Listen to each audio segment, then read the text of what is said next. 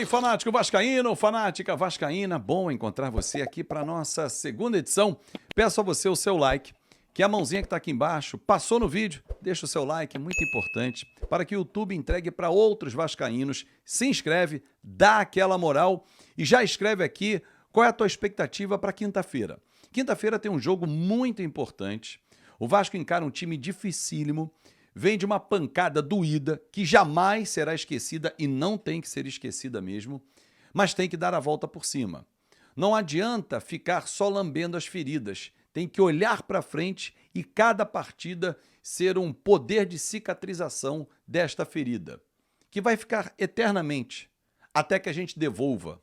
Pode ser, mas tem que pensar para frente, jogo a jogo. E o jogo com o Palmeiras é dificílimo, o João Vitor está fora, suspenso. Qual seria a melhor formação na tua avaliação? Um 4-4-2? Eu defendo um 4-4-2 com 2 zagueiros, 2 volantes e um terceiro volante /meia que é o Esforça. Eu defendo essa formação, um Paê mais livre, perto do Adson com o Verratti.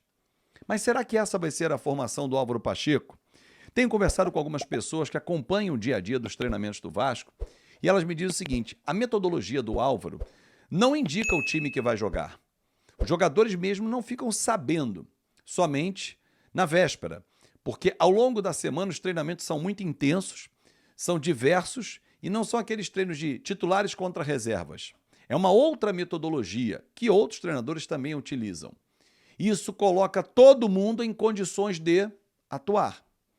Alguns jogadores andam desanimados. Medel é um deles, não vem sendo muito utilizado. Serginho é outro. Praxedes está machucado, mas não tem tido grandes oportunidades. Entrou no clássico com o Flamengo. Há interesse de clubes de fora para levá-lo. Então o Vasco vai buscar espaço na folha. Há jogadores que chegaram há pouco tempo no Vasco e já sentiram a carga, o peso que é jogar no Vasco.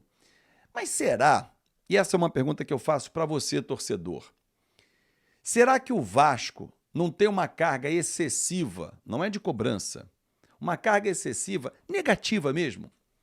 Você não se sente aprisionado no modelo Vasco, que você corre em círculo e não consegue andar para frente? Porque ao correr em círculo você não sai do lugar, você acha que saiu e voltou. E voltou. É assim. A gente fica mexendo o nosso caldeirão. A gente não anda para frente. Sabe por que eu estou comentando isso? Porque vejo alguns jogadores que saem do Vasco e conseguem performar. Juan Cruz é um exemplo que nós criticamos muito, nós torcedores e eu também. A própria contratação dele, ele foi para o Ludogorets, lá jogou 2 temporadas, agora tem o interesse do West Ham, da Premier League.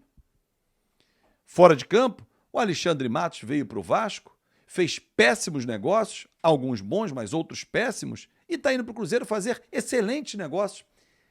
A dúvida que fica é, será que o problema não está no Vasco? Na estrutura montada pelo Vasco da Gama há muitos anos? Porque não é só agora o modelo SAF não, gente. Vamos parar para pensar que passou da hora de pensar no modelo de gestão e governança.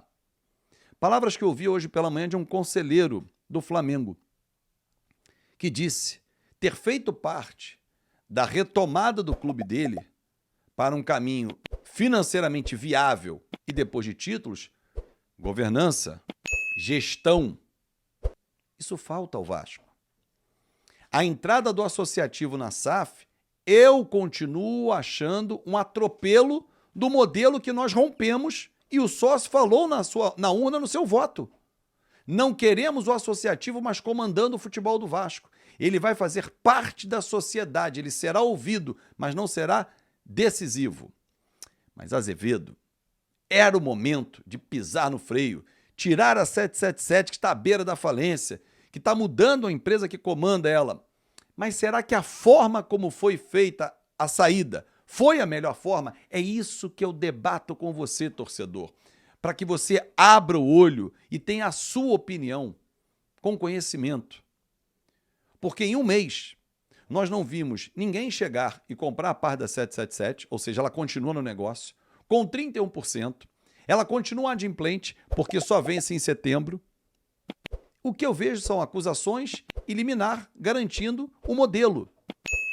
E que na minha cabeça, desculpa, não entra uma declaração do Pedrinho, quando ele anuncia o Felipe como diretor técnico do Vasco. Agora, o Pedrinho e o Pedro Martins são subordinados a mim. Ué, mas o associativo não tinha saído da gestão da SAF. A gestão da SAF era profissional, feita por profissionais. Vamos voltar ao modelo associativo. Porque o que era o modelo associativo, torcedor?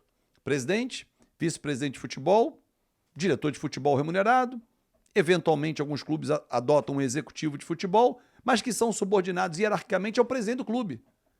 E é isso que está propondo o Pedrinho. Trazer para o modelo SAF o modelo associativo. É uma confusão de gestão. Pô, mas o Pedrinho não é capaz de fazer isso? Ele é tão capaz que a SAF queria ele lá dentro, como um profissional. Só que agora ele é o presidente. Então ele é sócio da empresa. Ele não pode chegar e tomar as rédeas do negócio e fazer como faria no associativo, porque o modelo é outro. Essa discussão e essa insegurança jurídica afasta empresas, investidores e, às vezes, profissionais de trabalharem no Vasco. Até quando nós vamos viver esse rompimento? Internamente, há muita desconfiança. O que será o amanhã? O que vai acontecer com o Vasco? Quem é o investidor que vai aportar dinheiro no Vasco hoje? Quem são os patrocinadores que vão chegar para o Vasco agora? Quem vai associar a marca nessa confusão jurídica? Um paralelo, não é idêntico o caso, mas olha o Corinthians.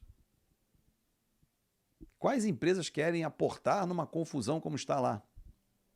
Voltando, quais empresas querem aportar na confusão que está o Vasco? Já parou para pensar nisso, torcedor? Digo e repito, a minha opinião, eu quero que a 777 e não quero que o Vasco aconteça isso. O Vasco eu torço. Por isso que eu torcia e achava que a melhor solução, e a minha opinião não muda, era que de forma inteligente se retirasse o sócio, não da forma judiciária. Porque ao você colocar um processo, o litígio está declarado. E com o litígio vai se arrastar, porque cada um que se sentir prejudicado vai recorrer. Se amanhã a 777 volta ao comando associativo, com certeza vai recorrer, com todo o direito. Aí ele retoma, aí volta toda a insegurança para cá, para lá. Já imaginou se daqui a um mês cai a liminar, a 777 demite o Felipe, muda tudo? E aí? Vai honrar os compromissos firmados pelo associativo? Olha que bagunça. Nós estamos vivendo hoje uma bagunça na SAF do Vasco. Até quando? Mês que vem tem dinheiro para pagar o salário? Pode ser que sim.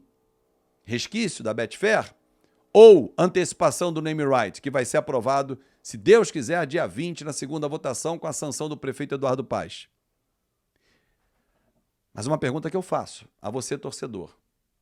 A venda do name right não teria que passar por votação, o conselho aprovar? É uma propriedade do Vasco que está sendo passada.